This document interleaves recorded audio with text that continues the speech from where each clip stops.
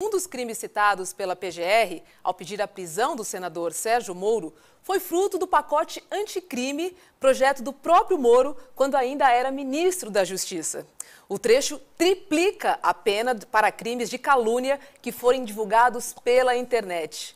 Bom dia, Guilherme Amado. Parece que o senador está provando do próprio veneno, né? Bom dia, Roberta. Bom dia, Deluca. Bom dia, Edu. Pois é, no trecho do pacote anticrime que o Moro enviou em 2019 para o Congresso, e foi aprovado, parte deles, devem lembrar, tinha um artigo que foi incorporado ao Código Penal que dizia que se o crime de alguma maneira foi propagado nas redes sociais, a pena deveria ser multiplicada por 3. Então, a Lindora, né, que é a vice-procuradora-geral que escreveu a denúncia pela PGR, né, que representou Augusto Aras nessa denúncia, ela usou esse trecho para pedir uma condenação maior do Sérgio Moro. E a condenação maior aí tem uma importância, né, porque o crime de calúnia ele é um crime de pena muito pequena e que a maioria das pessoas sequer cumpre. Tem um tipo de acordo para que não haja cumprimento, porque é muito pouco tempo. Mas, aumentando essa pena, aumenta não só o período de pena, mas a chance de que alguma coisa tenha que ser cumprida, nem que seja o acordo para que não haja um efetivo cumprimento da pena, esse acordo seja maior, com exigências maior do condenado. Guilherme, vamos rever o vídeo, né, em que Moro cometeu calúnia contra o ministro Gilmar Mendes? É sempre bom a gente rever, até porque ele diz que foi fora de contexto e mais, que foi manipulado, mas na fala dele não tem nenhuma edição. Presta atenção junto com a gente. E ainda em contexto junino agora.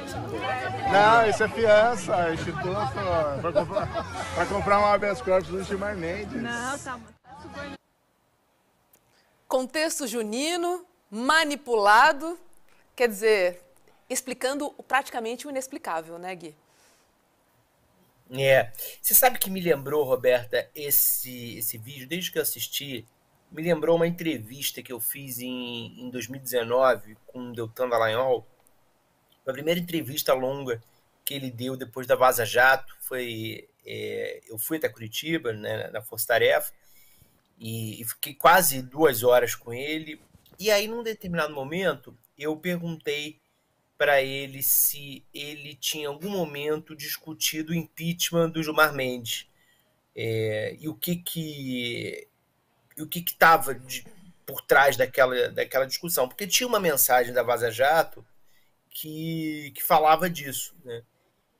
E aí ele virou e falou assim: eu não me recordo, que era uma frase que ele dizia sempre para várias mensagens cuja autoria, cuja autenticidade ele não queria confirmar. Ele falou: eu não me recordo. Eu falei: Deltan, eu não estou te perguntando se você vestiu camisa amarela ou vermelha num dia de agosto de 2002. Estou perguntando se alguma vez você discutiu ou não discutiu o impeachment de um ministro do STF. Não é uma coisa trivial para você não lembrar. E aí ele fica sem saída, porque era uma pergunta muito lógica, e aí ele admite. O Gilmar Mendes foi, para a Força-Tarefa da Lava Jato, uma referência de um obstáculo que eles tinham que vencer no STF. Porque o que aconteceu ao longo da Lava Jato em diversos momentos? Os relatores da operação, né, primeiro o Teori Zavascki, depois o Edson Fachin, eles tinham um alinhamento muito grande com a Lava Jato. Então, eles mantinham liminarmente grande parte dos pedidos feitos pelo Ministério Público. Né? E vamos lembrar que havia um alinhamento muito grande também da PGR, de então, o Rodrigo Janot, com o que a primeira instância, né, a Força Tarefa em Curitiba, pedia. Mas, quando caía, por alguma razão, com o Gilmar Mendes tinha uma postura completamente oposta. Né? O Gilmar Mendes dava muitos habeas corpus, o Gilmar Mendes derrubava muitas decisões deles. E não é que o Gilmar Mendes não tenha tido um entusiasmo muito grande com a Operação Lava Jato, como o STF como um todo teve. Ele teve também. Se você pegar os primeiros anos da Lava Jato, o Gilmar Mendes compartilhava do mesmo entusiasmo. O Gilmar Mendes, também a exemplo dos outros ministros, ele manteve muito do que a Força Tarefa queria e depois a PGR pedia ao Supremo nesse alinhamento que eu expliquei que havia. O ministro começa a mudar o posicionamento dele a partir ali de 2016, 2017, e aí até que se torna no STF o principal ministro que se opunha à operação. Mas nos primeiros anos era muito diferente, ele tinha a mesma postura de seus colegas. E por isso, né, por essa atuação a partir de 16, 17, 18, vocês devem lembrar, ele se opôs muito à operação contra o Michel Temer, né, no caso da JBS, isso já foi 2017, ele se opôs muito a diversas empreitadas da Lava Jato do Rio de Janeiro, em relação a diversos casos do Rio de Janeiro, quando a Lava Jato estava tratando de políticos do PSDB, e isso criou meio que uma imagem de que ele era o principal adversário da Força Tarefa no STF. Tanto que na Vaza Jato, o Deltan fala em impeachment dele contra os procuradores, e nesse vídeo aí que a gente viu, o Sérgio Moro faz uma referência ao tanto de habeas corpus que o Gilmar Mendes sempre deu, e faz uma referência como se isso pudesse ser comprado.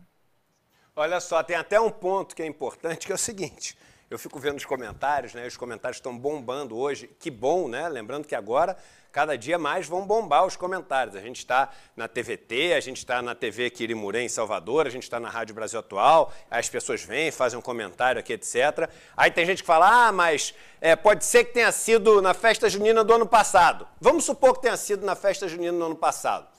Primeiro, tem outros comentários já dizendo, engraçado, as crianças todas que aparecem não tem ninguém caracterizado. Ele não está caracterizado. Eu nunca vi festa junina que as crianças não vão caracterizar. Ele até podia não ir, mas as crianças todas não vão. Mas vamos lá, vamos supor que tenha sido festa junina. A pergunta é, por que esse vídeo ficou escondido até agora? Porque ano passado ele era candidato. Ano passado ele era candidato. Ano passado ele não tinha foro privilegiado. Ele tinha foro privilegiado? Ano passado? Por que será que não veio? Por que veio agora? Então o ponto é o seguinte, primeiro, o que ele falou é um absurdo ano passado ou esse ano, porque ele já era o ex-juiz Sérgio Moro. Ele já era um cara, enfim, que cresceu dentro desse ambiente da lei. Ele já era um cara que deveria saber da gravidade do que ele estava falando sendo filmado. Mas será que ano passado esse vídeo ficou assim, escondido nos tempos modernos? E se ficou, por que ficou escondido? Como é que será que ele conseguiu esconder, se foi ano passado, esse tempo todo? Então tudo nesse negócio é estranho, mas a única coisa que não é estranha é o seguinte, a fala dele é um absurdo.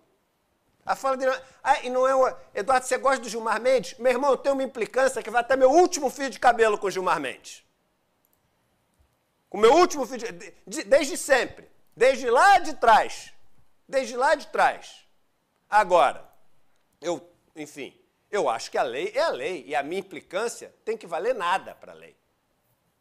Não deveria valer. A gente viu o Lênio Streck falando aqui outro dia que é o seguinte, o Brasil é um país que tu tem que ter sorte de qual juiz pega o teu caso.